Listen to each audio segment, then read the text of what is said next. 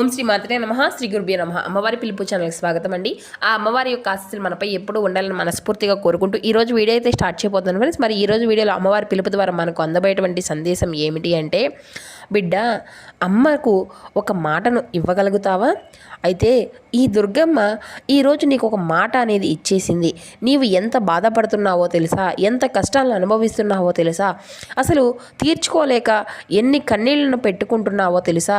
దరిద్రాన్ని అంతా కూడా వదిలించుకోలేక, నీ ఇంట్లో చెడు శక్తులను తరిమి కొట్టలేక ఎంత విలవిల్లాడిపోతూ గింజుకుంటున్నావో, ప్రతి నిత్యము కూడా నేను కన్నీళ్లతో నీవు ఎంత ప్రార్థిస్తున్నావో ఈ యొక్క దుర్గమ్మ ప్రతి ఒక్కటి కూడా గమనిస్తూనే ఉంటుంది. ఇక నా యొక్క బిడ్డ అలాంటి కష్టాల్లో ఉండడము ఈ దుర్గమ్మకి అస్సలు ఇష్టం లేదు. వెంటనే ఇప్పుడే ఈ క్షణమే నా యొక్క బిడ్డను అలాంటి కష్టాల నుండి బయటపడేయాలని ఈరోజు నేను ఒక నిర్ణయం అనేది తీసుకున్నాను. ఈ రోజు నా నిర్ణయించుకున్నట్లుగా, అందుకే ఈరోజు నేను నీకు ఒక మాట ఇస్తున్నాను బిడ్డ. తెలుసా, సాక్షాత్తు ఈ రోజున సిరులను కురిపించే ఆ లక్ష్మీదేవి అమ్మ నేను ఆ యొక్క మాట అనేది అడిగాను.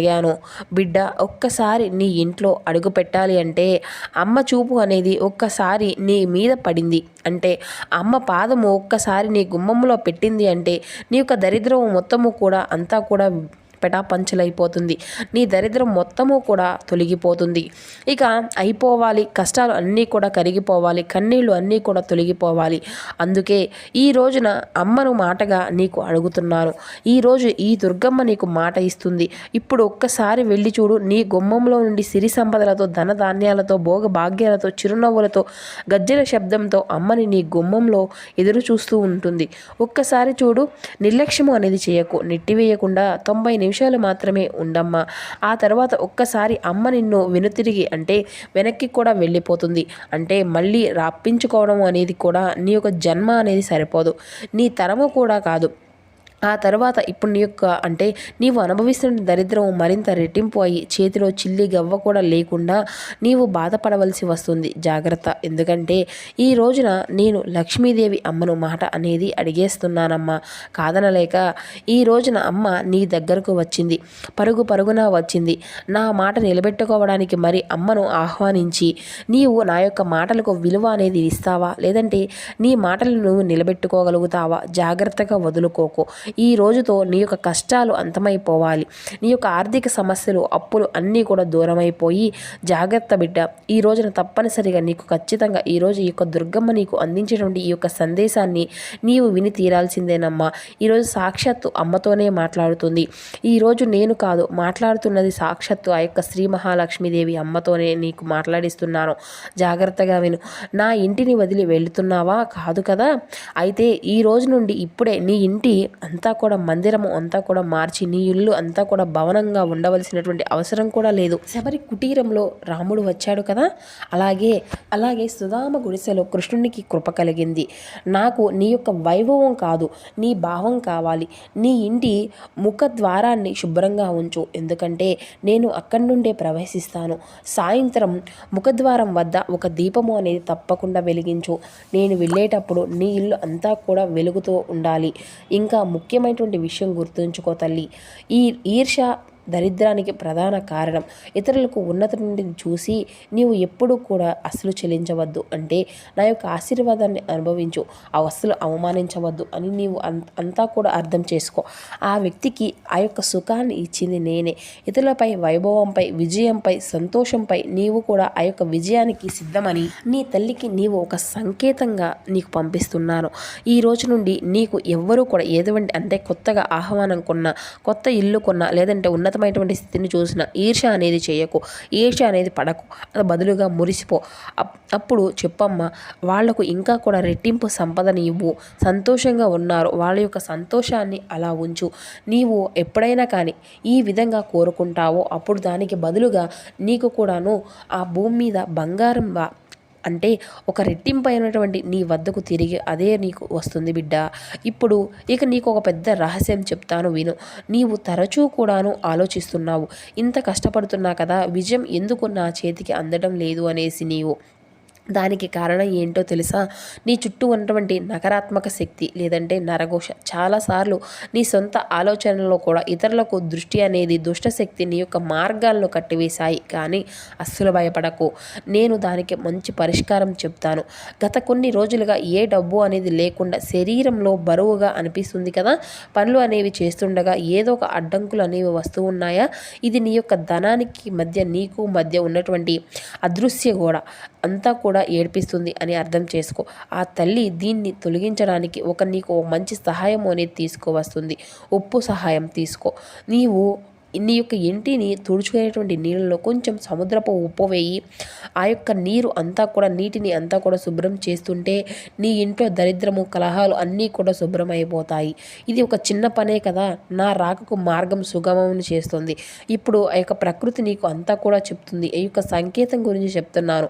ఇది గట్టిగా అంతా కూడా అరుస్తాయి. ఒక బిడ్డ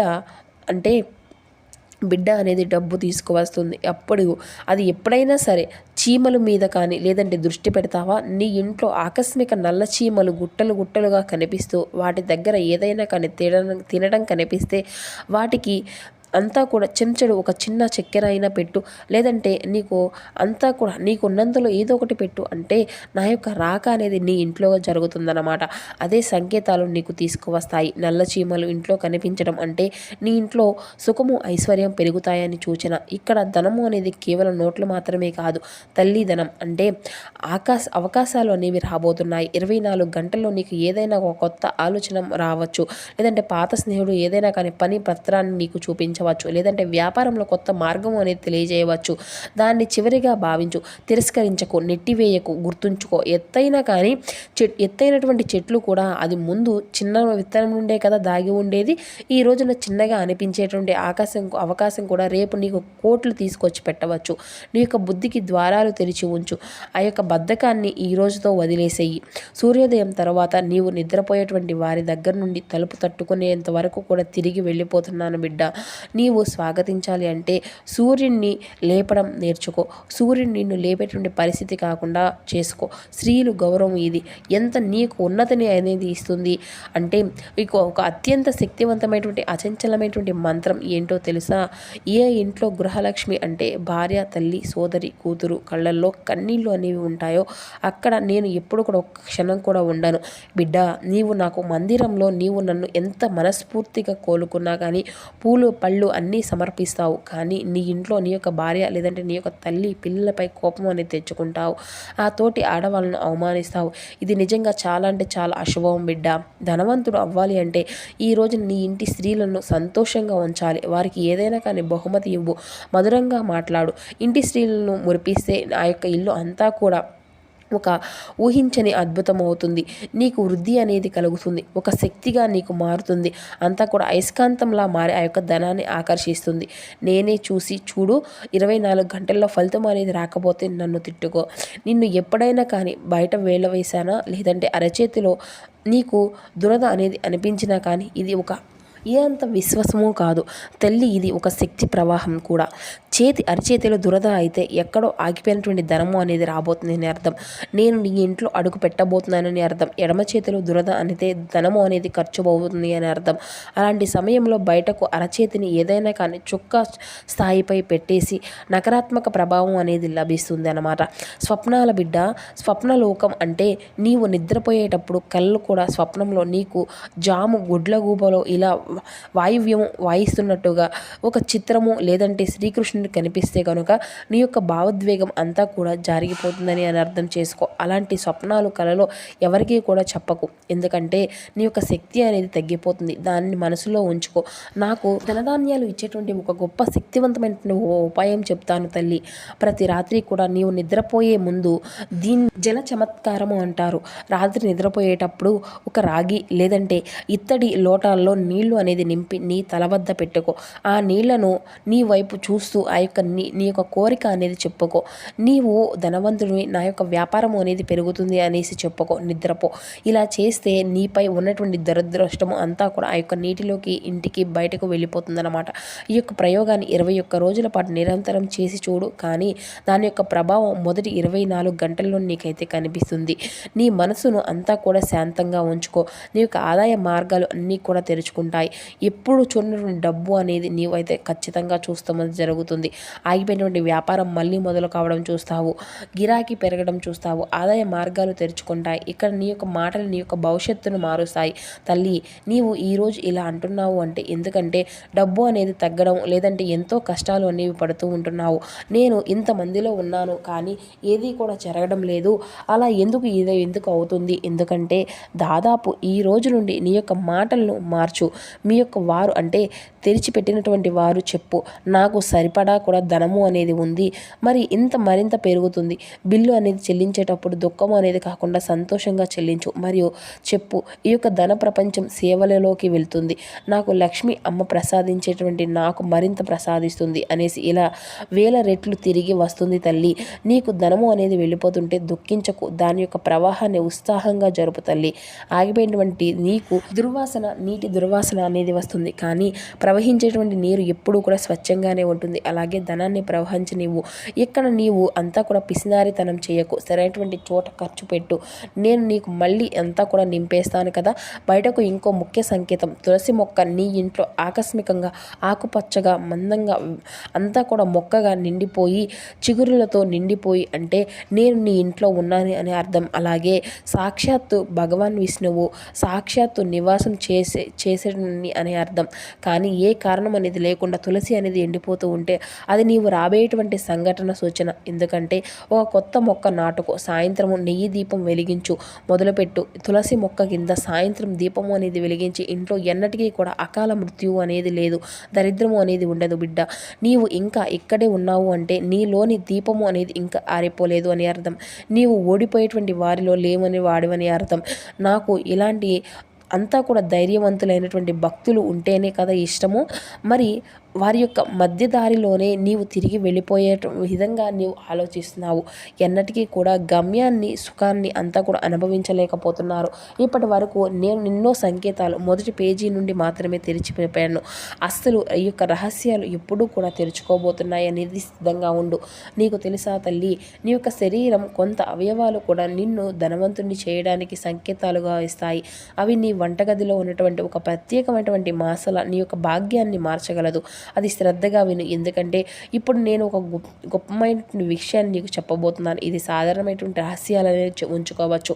నీవు ఈ యొక్క జ్ఞానం అనేది నీ యొక్క భాగ్యంలోకి నేరుగా దిగాలి అనుకుంటే ఇప్పుడు ఈ యొక్క వీడియోని ఒక చిన్న లైక్ చేసి తల్లి నీ యొక్క ఉనికిని ఇక్కడ నేను నమోదు చేసుకో.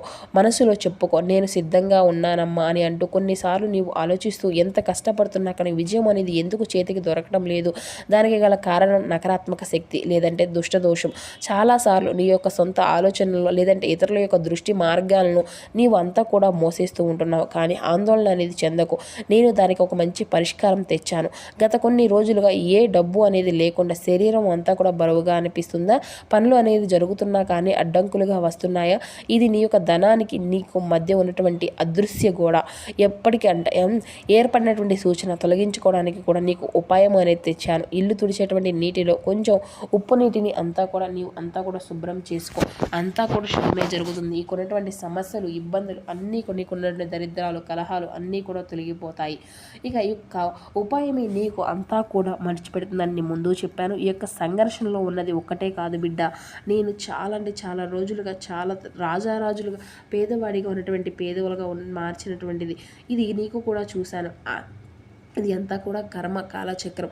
ఈ దుర్గాతి సమయము అనేది ముగిసిపోయింది. కేవలం నీవు ఆ యొక్క అర్హతను సాధించుకోగలుగుతావు. అర్హత ఎలా సాధించాలి? ధనంతో ఆ యొక్క ధనము అనేది లక్షలుగా పెంచుకోవడం కాదు. నీవు ఎప్పుడూ కూడా చీమలకు పిండి, పక్షులకు ధాన్యము లేదంటే ఆహారంతో ఆకలితో ఉన్నటువంటి వారికి నీకు ఉన్నంతలో మహాదానము అనేది చేస్తూ ఉండు. బ్రహ్మాండానికి నాకు చాలా ఉంది అనేటువంటి సందేశము అనేది పంపిస్తూ ఉంటావు. అప్పుడు ఆ యొక్క బ్రహ్మాండం శ్రీ మహాలక్ష్మి దేవి ఈ దుర్గమ్మ నీకు మరికొన్ని అనేది నీకు ఇవ్వడానికి తోడుగా ఉంటుంది. ఎప్పుడు కూడా నీవు సంతోషంగా ఉండాలి, మరిన్ని ఇవ్వగలుగుతుంది. నీ యొక్క జీవిత పుస్తకంలో తదుపరి అంతా కూడా శుభంగానే ఉంది. ఈ తల్లిని నమ్ముకున్నావు కదా, నీకు ఏది కూడా లోటు ఉండవు, అంతా కూడా సుఖ సంతోషాలతో ఉన్నావు అనేసి అయితే ఈరోజు నీ యొక్క చక్కని సందేశాన్ని అయితే మరి ఆ యొక్క దుర్గమ్మ తల్లి మనకు నేరుగా వచ్చి మన యొక్క గుమ్మం ముందు ఆ మహాలక్ష్మీదేవిని నిల్చోబెట్టి అయితే మాట్లాడుతుందండి. మరి ఈ యొక్క సందేశంలోని పరమార్థం అంతా కూడా మీ యొక్క జీవితంలో మీరు చేసేటువంటి తప్పు ఒప్పులను అన్నింటినీ కూడా ఆ తల్లి మీకు నేరుగా తెలియజేయడానికి ఈ విధంగా ఈ యొక్క సందేశాన్ని అయితే ఈ రూపంలో మన ముందుకు తీసుకొచ్చింది. మరి ఈ సందేశం మీకు నచ్చితే ఒక చిన్న లైక్ చేసి సపోర్ట్ చేయడం మాత్రం అసలు మర్చిపోకండి friends. Thank you for watching. Please support my channel. ఓం శ్రీ మాత్రే నమః, శ్రీ గురుభ్యో నమః, జై దుర్గా భవాని.